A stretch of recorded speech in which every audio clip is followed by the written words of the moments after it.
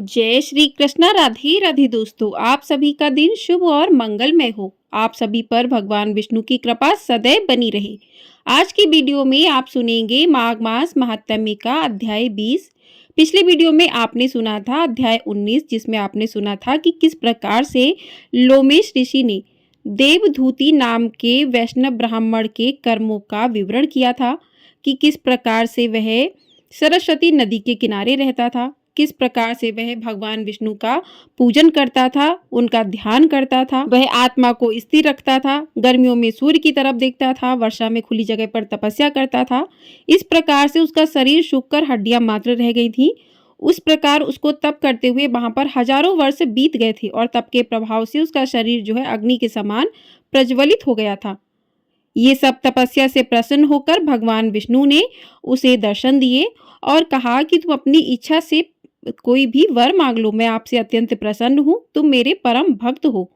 तो देवदूति ने कहा कि प्रभु, मुझे तो आपका दर्शन हो गया, और क्या चाहिए, मैं सदैव आपकी भक्ति में इसी प्रकार से लगा रहूंगा। तो भगवान विष्णु ने कहा कि तुम्हारे तप में कोई बाधा नहीं पड़ेगी। जो मनुष्य तुम्हारे कहे गए स्रोत को पढ़ेगा, उसे उसकी मुझ में अचल भक्ति होगी, उसके धर्म कार्य सपोपांग होंगे, उसकी ज्ञान में परम निष्ठा होगी। उसके आगे का वृत्तांत आज के अध्याय में सुनेंगे। तो प्रिय श्रोताओं, आज के अध्याय में इतना कहकर भगवान विष्णु अंतर्ध्यान हो गए। तब देवनिधि कहने लगे कि हे महर्षि, जैसे गंगा जी में स्नान करने से मनुष्य पवित्र हो जाता है, वैसे ही भगवान की इस कथा को सुनकर मैं पवित्र हो गया। कृपा करके उस स्रोत को कहिए जिससे उस ब्राह्मण ने भगवान को प्रसन्न किया। लोमेश ऋषि कहते हैं कि उस स्रोत को पहले गरुण जी ने पढ़ा, उनसे मैंने सुना। हे विप्र, यह स्रोत अध्यात्म विद्या का सार, पापों का नाश करने वाला है। वासुदेव सर्वव्यापी चक्रधारी सज्जनों के प्रिय जगत के स्वामी श्री कृष्ण को नमस्कार है।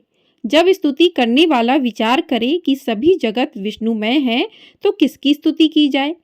जिस भगवान के श्वास वेद हैं, फिर कौन सी स्तुति उनकी प्रसन्नता के लिए की जा सकती है। जिसको वेद नहीं जान सकते, न बाड़ी न मन जान सकता है, उसकी स्तुति में अज्ञानी क्या कर सकता है। सारा चर अचर संसार जिसकी माया से चक्र की तरह घूम रहा है, इसी से हे प्रभु आप चक्रधारी कहलाते हो। ब्रह्मा विष्णु आप ही हो। सारे संसार को उत्पन्न करने वाले, ब्रह्मा को भी आप उत्पन्न करने वाले हो। जब जीव शरीर को धारण करता है, तब उसमें ज्ञान उत्पन्न होता है। तुम सब सुखों के ज्ञाता हो, इसमें कोई संदेह नहीं है। आपसे संपूर्ण सुखों को देने वाली बुद्धि उत्पन्न होती है। आप ही पांच कामेंद्रिय, पंच महाभूत तथा मन के विविध भाव हो। ब्रह्मा विष्णु रुद्र की कल्पना से आप संसार की कल्पना इसी प्रकार करते हो जैसे पिता पुत्री की। कवियों में जो रूप शोभा देता है, उन निर्गुण विष्णु भगवान को मैं नमस्कार करता हूँ। जिसमें ज्ञान रखने से श्रुतियों में कहे हुए कर्मों को लोग करते हैं, उस परम ब्रह्मा को मैं नमस्कार करता हूँ। मैं उस सत्य रूप हरि को, जिसको योगी लोग सब प्राणियों में आत्म रूप में देखते हैं, उपासना करते हैं, जिसको अद्वैत कहते हुए गाते हैं और यज्ञ करते हैं, उस माधव भगवान को मैं नमस्कार करता हूँ। मनुष्यों को माया तथा मोह में पैदा हुए विचित्र आभास, अहंकार तथा ममता को जानकर खो देते हैं, उन भगवान को मैं नमस्कार करता हूँ। संसार में मनुष्यों के मोह रूपी वायु से सदा भभकने वाली ज्वाला आपके चरण कमल की छाया पहुँचने से नहीं जलती, जिसके स्मरण मात्र से मोह, अज्ञान, रोग, दुख दूर हो जाते हैं, उस अनंत रूप को नमस्कार करता हूँ। जिसमें मिल जाने पर और किसी दूसरी चीज की इच्छा नहीं रहती, जिसको जानकर अद्वैतवादी आत्मा को देखते हैं। यदि विष्णु शब्द का अर्थ और उसके विषय का ज्ञान एक ही होता, तो इस सत्य से हे माधव, इस संसार की माया में फंसकर तेरे ही ध्यान में रत रहता। यदि वेदांत दर्शन में भगवान सारे संसार में व्याप्त है, तो इसी सत्य से भगवान में भरी निर्विघ्न भक्ति हो, जो बीज नहीं है तो भी बिना बीज के स्वयं विद्यमान है, सो वह विष्णु भगवान रूपी रंग से हमारे बीज के टुकड़े टुकड़े को, जो सृष्टि स्थिति तथा लय के साथ ब्रह्मा विष्णु महेश तीन रूप धारण करते हैं और कार्य में सत्य रज और तम इन तीनों गुणों में विद्यमान है, वह भगवान मुझ पर प्रसन्न हो। जो प्राणियों के हृदय रूपी मंदिर में निर्मल देव वास करते हैं, वह भगवान मुझ पर प्रसन्न हो। जो अविद्यापूर्ण संसार का त्याग करता है, जगन्नम में आप हो, आपका बनाया हुआ विश्व आनंद करता है। आपके त्याग करने पर अपवित्र हो जाता है, उसका साथ करने पर भी तुम बिना साथ के बने रहते हो। विकार रहित जिनके चारवाक पंचभूत योग से पैदा हुआ चैतन्य मानते हुए उपासना करते हैं। जैन लोग आपको शरीर का परिणाम मानते हैं और सांख्यवादी तुम्ही को प्रकृति से परे पुरुष मानकर ध्यान करते हैं। जन्म इत्यादि से रहित चैतन्य रूप सदा आनंद स्वरूप उपनिषद जिनकी महिमा गाते हैं। आकाशादि पंच महाभूत देह मन बुद्धि इंद्रियां सब कुछ तुम ही हो, तुमसे अलग और कुछ भी नहीं है। तुम ही सब प्राणियों को उत्पन्न करने वाले हो और मुझको शरण देने वाले हो। तुम अग्नि रवि इंद्र होम मंत्र क्रिया तथा फल सब तुम ही हो। कर्म के फल देने वाले बैकुंठ में तुम्हारे सिवाय कोई नहीं है। मैं तुम्हारी शरण में हूँ। सब प्राणियों के हेतु तथा उनको शरण देने वाले तुम ही हो। जैसे युवा पुरुष की युवती में और युवती की युवा में प्रीति होती है, वैसे मेरी प्रीति तुम में है। जो पापी भी आपको प्रणाम करता है, उसको यमदूत ऐसे नहीं देखते जैसे उल्लू सूर्य को। प्रत्येक पाप मनुष्य को उस समय तक ही सुख देते हैं जब तक वह आपके चरण कमलों का सहारा नहीं लेता। जिसको गुण जाति तथा धर्म को स्पर्श नहीं कर सकते तथा गतियां भी स्पर्श नहीं कर सकती, जो इंद्रियों के वशीभूत नहीं है, जिनका बड़े बड़े मुनि लोग साक्षात नहीं कर सकते, उन भगवान को मैं नमस्कार करता हूँ। जितने ज्ञान रूपी सुंदर गुण हैं, जिन्होंने सुख स्वरूप मोक्ष रूपी लक्ष्मी का आलिंगन किया है, जिन्होंने आत्मस्वरूप सुख भोगा है और जिन्होंने ध्यान रूप से मृत्यु को वश में कर लिया है, ऐसे मुनियों से सेवित भगवान को नमस्कार है। जो जन्मादि से अलग हैं, जिनको काम क्रोध आदि दोष दुख नहीं देते, उन वासुदेव भगवान को मैं नमस्कार करता हूँ।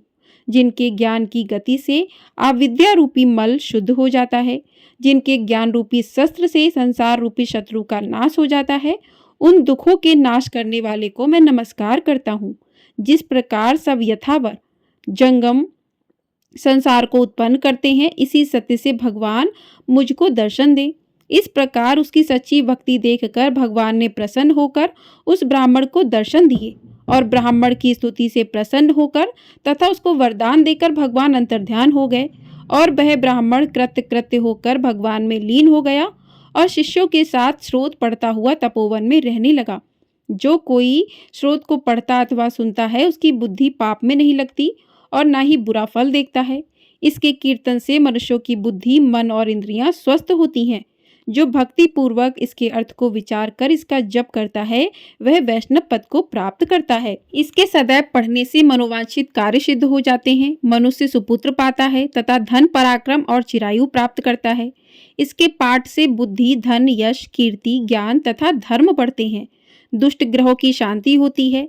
यह व्याधियों व अनिष्टों को दूर करता है, दुर्गति से ताड़ता है। इसके पढ़ने से सिंह व्याघ्र चोर भूत देव पिशाच तथा राक्षस का भय नहीं रहता। जो भगवान का पूजन करके स्रोत को पढ़ता है, वह पापों से ऐसे ही अलग रहता है जैसे जल पंख से कमल।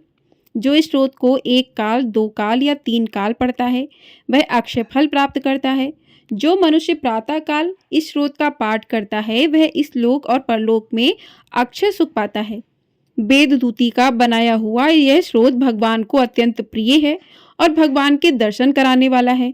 योग सागर नाम का यह स्रोत परम पवित्र है। जो कोई भी भक्त भक्ति पूर्वक इसको पढ़ता है, वह विष्णु लोक को प्राप्त होता है। बोलिए भगवान विष्णु की जय।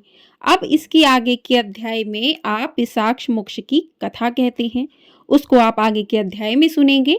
तो ये वीडियो आपको पसंद आई है तो वीडियो को लाइक शेयर चैनल को सब्सक्राइब जरूर कर लीजिएगा।